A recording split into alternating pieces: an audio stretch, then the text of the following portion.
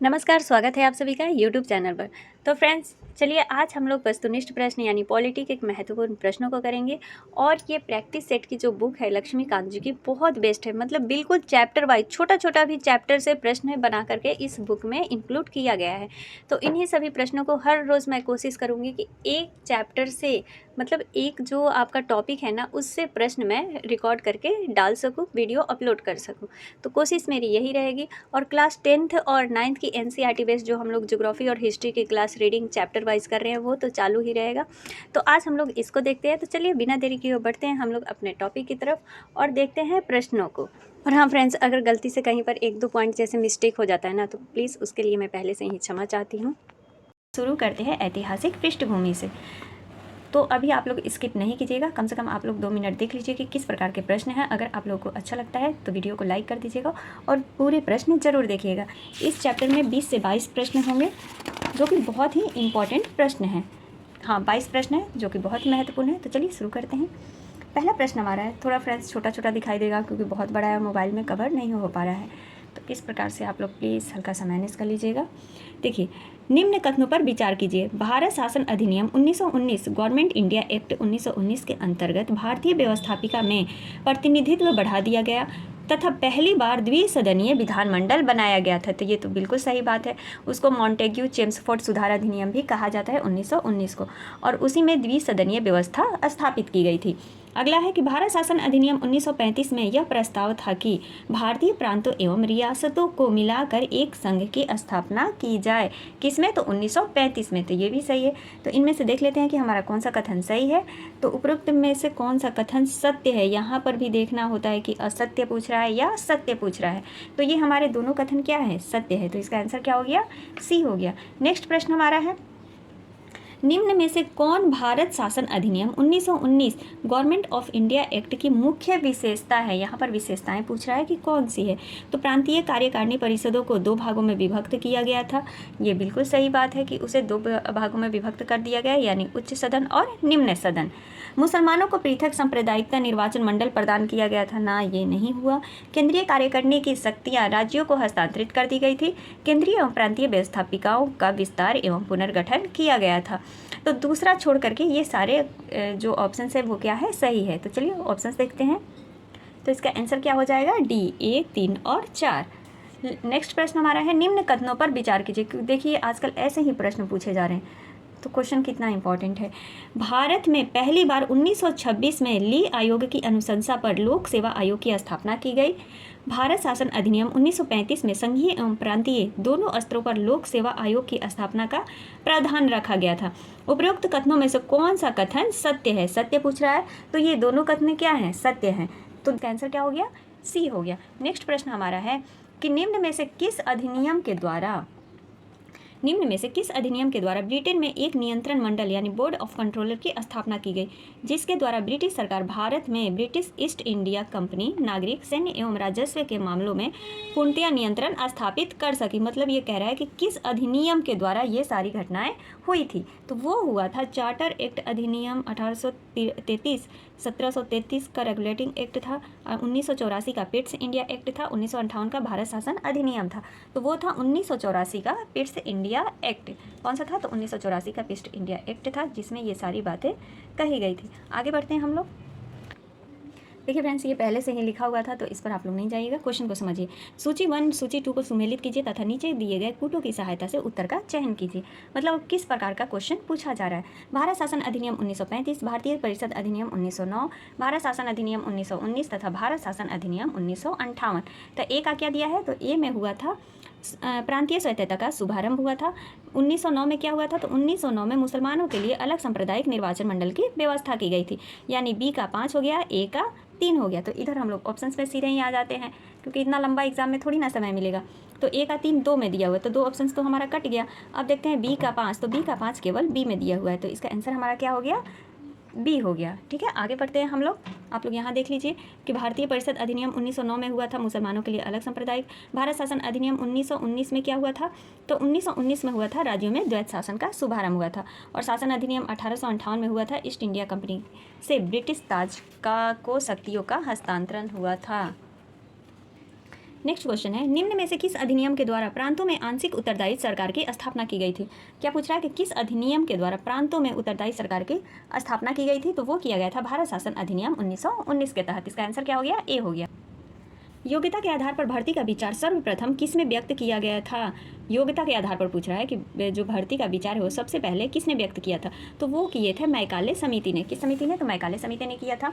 भारत में ब्रिटिश शासन की अवधि में बनाए गए निम्न अधिनियमों में से किसे निक्षेपण अधिनियम के नाम से जाना जाता है? देखिए एक नया मिला ना कि निक्षेपण अधिनियम के नाम से किसे जाना जाता है? तो वो जाना जाता है भारत शासन अधिनियम 1919 को। नेक्स्ट प्रश्न आता है हमारा कि निम्नलिखित में से कौन सा युग में सुमेलित है, सही है? मतलब भारतीय परिषद अधिनियम 1892 निर्वाचन का सिद्धांत, परिषद 1909 उत्तरदायी सरकार, 1919 में प्रांतीय स्वायत्तता। प्रांतीय स्वायत्तता कब मिली थी? 1935 में।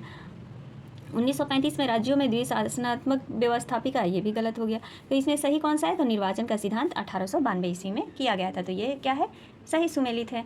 अगला प्रश्न आता है हमारा 10वां प्रश्न है, कथन और कारण दिया हुआ है। तो कथन देखिए कि भारत शासन अधिनियम 1935 द्वारा प्रांतीय स्वायत्तता का शुभारंभ हो जाने के उपरांत यानी बाद भी कुछ निश्चित विषयों में केंद्रीय सरकारों का प्रांतों पर नियंत्रण बना रहा है। कथन दिया हुआ है। अब कारण क्या दिया हुआ कि प्रांतों में गवर्नर कुछ मामलों में गवर्नर जनरल के नियंत्रण एवं दिशा निर्देशों के अनुरूप स्वविवेक से कार्य कर सकता था तथा इसके लिए उसे मंत्रिपरिषद के परामर्श की आवश्यकता नहीं थी। तो ये दोनों क्या है? सही है। तो ए तथा आर दोनों सत्य है तथा आर जो है ए की सही व्याख्या करता है। तो इसका आंसर हो गया ए। नेक्स्ट प्रश्न हमारा है कि भारत शासन अधिनियम 1935 द्वारा स्थापित संघ में अवशिष्ट शक्तियां किसमें निहित थी? तो किसमें निहित थी? तो वो थी गवर्नर जनरल में। नेक्स्ट प्रश्न, सूची 1 सूची 2 को सुमेलित कीजिए तथा नीचे दिए गए कूटों की सहायता से सही उत्तर का चयन करना है। तो सूची 1 और सूची 2 को सुमेलित करना है। यहाँ पर दिया है भारत शासन अधिनियम 1858, भारतीय परिषद अधिनियम 1861, भारतीय परिषद अधिनियम 1909 और भारतीय शासन अधिनियम 1919। तो 1919 का तो सीधे आ जाइए द्वैत शासन में। मार्ले मिंटो सुधार अधिनियम किसको कहा जाता है? तो 1909 को ही कहा जाता है। 1858 और भारतीय परिषद अधिनियम 1861 बच गया। भारत शासन अधिनियम 1858 में क्या हुआ था? तो भारत के लिए भारत सचिव की नियुक्ति होने लगी थी और 1861 में क्या हुआ था? तो प्रतिनिधित्व का शुभारंभ हो गया था। तो ए का हमारा क्या आ रहा है? ए का 2, बी का 3, सी का 5 और डी का 4। देखिए तो क्या था? ए का हमारा 2 था, बी का 3 था, सी का 5 था और डी का क्या था? 4 था। तो इसका आंसर क्या हो गया? बी हो गया। नेक्स्ट क्वेश्चन है, भारत शासन अधिनियम 1919 मुख्यतः किस पर आधारित है? तो मॉन्टेग्यू चेम्सफोर्ड सुधार पर आधारित है। निम्न में से किस अधिनियम के द्वारा अंग्रेजों ने भारत में पहली बार सांप्रदायिकता निर्वाचन व्यवस्था की शुरुआत की थी? तो किस अधिनियम के द्वारा किया था? तो वो किया था भारत शासन अधिनियम 1909 के द्वारा। इसका आंसर हो गया हमारा ए। नेक्स्ट प्रश्न है, भारत शासन अधिनियम 1935 की प्रमुख विशेषता क्या थी? 1935 की पूछ रहा है कि प्रमुख विशेषता क्या थी? तो भारत में परिषदों का उन्मूलन, केंद्र में द्विसदनीय व्यवस्थापिका, राज्य में द्विसदनीय व्यवस्थापिका का उन्मूलन, संघीय न्यायालय की स्थापना। तो ये चारों था। तो इसका आंसर क्या हो जाएगा हमारा? डी हो जाएगा कि ये चारों विशेषताएं थी 1935 की। नेक्स्ट प्रश्न आता है सूची वाला। सूची 1 2 दिया हुआ है, एक तरफ विशेषताएं दिया हुआ है और दूसरा तरफ क्रिया यानी अधिनियम दिया हुआ है। तो सरकार की संघीय योजना, प्रांतीय सरकारों में द्विशासन, सांप्रदायिकता प्रतिनिधित्व और कठोर केंद्रीयकरण। तो ए का सरकार की संघीय योजना क्या थी? तो सरकार की संघीय योजना 1935 अधिनियम के तहत थी। तो ए का हमारा 3 हो जाता है। बी का प्रांतीय सरकारों में द्विशासन व्यवस्था कब लागू किया गया था? तो वो मार्ले मिंटो चेम्सफोर्ड सुधार अधिनियम 1919 में। तो बी का क्या हो गया? बी का 4th हो गया। तो देख लेते हैं ना, इतने में ही आंसर। ए का 3, बी का 4 किसमें दिया हुआ है? सिर्फ बी में दिया हुआ है। तो इसका आंसर क्या हो गया हमारा? बी हो गया। आगे भी मिला लीजिए। सी का क्या हो जाएगा? तो सी का हो जाएगा हमारा 1 मार्ले मिंटो सुधार अधिनियम और कठोर केंद्रीकरण का हो जाएगा 1861। निम्नलिखित में कौन 1946-47 के दौरान अंतरिम सरकार में भारत का वित्त मंत्री था? तो वो थे लियाकत अली खान। ये मैंने बिल्कुल ट्रिक के साथ बताई है, तो आप लोग उस वीडियो को जरूर देख लीजिएगा। निम्नलिखित में से किस कानून ने भारत में ब्रिटिश शासन की नींव रखी थी? तो किसने रखी थी? भारत में ब्रिटिश शासन की नींव किसने रखी? तो वो रखी थी विनियमितीकरण अधिनियम 1773 के द्वारा। इसका आंसर हो गया हमारा ए। अब ये बहुत बड़ा क्वेश्चन है, देखते हैं कवर हो पाता है या नहीं। सूची 1 और 2 दिया गया है, प्रावधान है, एक तरफ क्रियाएं दी गई है यानी अधिनियम दिया गया है। तो चलिए मिलान कर लेते हैं। ए का क्या हो जाएगा? बंगाल के गवर्नर जनरल का पद नाम भारत का गवर्नर जनरल तथा उसकी सरकार को भारत सरकार से पदनामित कर दिया गया। तो इसका चार्टर अधिनियम 1833 के तहत ही हुआ था। दूसरा आता है, भारत सरकार के अंतर्गत द्विशासन कब आरंभ किया गया था? ये तो सब में प्रश्न आ रहा है। दूसरा का तीसरा हो गया यानी 1919। अखिल भारतीय परिसंघ तथा प्रांतीय स्वायत्तता कब प्रारंभ की गई थी? तो प्रांतीय स्वायत्तता प्राप्त हुआ था भारत सरकार अधिनियम 1935 के तहत। और हमारा नेक्स्ट है तो जिसका आंसर हो जाएगा दूसरा यानी 1858। तो ए का क्या हो गया? ए का 1, बी का 3, ए का 1, बी का 3 किस में दिया गया है? तो वो दिया है हमारा सिर्फ ऑप्शन सी में। इसका आंसर क्या हो गया? सी हो गया। नेक्स्ट प्रश्न है, निम्नलिखित में कौन भारत के प्रथम कानून मंत्री थे? तो वो थे भीमराव अंबेडकर। भारत में ब्रिटिश शासन के संबंध में भारतीय कानूनी आयोग का लोकप्रिय नाम था, तो कानूनी आयोग का लोकप्रिय नाम क्या था? वो था साइमन कमीशन, सबसे लोकप्रिय नाम था। नेक्स्ट आता है, भारत में ब्रिटिश शासन के दौरान गवर्नर जनरल काउंसिल के विधि सदस्य के रूप में कौन नियुक्त हुआ था? देखिए क्या पूछ रहा है कि गवर्नर जनरल काउंसिल के विधि सदस्य के रूप में कौन नियुक्त हुआ था? तो वो हुए थे हमारे सत्येंद्र सिन्हा, भारत में ब्रिटिश शासन के दौरान। तो ये हमारे 22 प्रश्न थे भारतीय संविधान की पृष्ठभूमि से, ऐतिहासिक पृष्ठभूमि से। आई होप ये सारे प्रश्न आप लोग को अच्छे लगे होंगे। नेक्स्ट हमारा टॉपिक होगा जो होगा संविधान का निर्माण, और इसमें कितने प्रश्न हैं? तो इसमें 11 प्रश्न हैं। इसको भी 5 से 10 मिनट की वीडियो होगी। तो नेक्स्ट हमारा टॉपिक होगा संविधान का निर्माण, जिसमें कि महत्वपूर्ण प्रश्न दिए हुए हैं। तो मिलते हैं अगली वीडियो में, तब तक के लिए आप सभी का दिल से धन्यवाद। Thank you.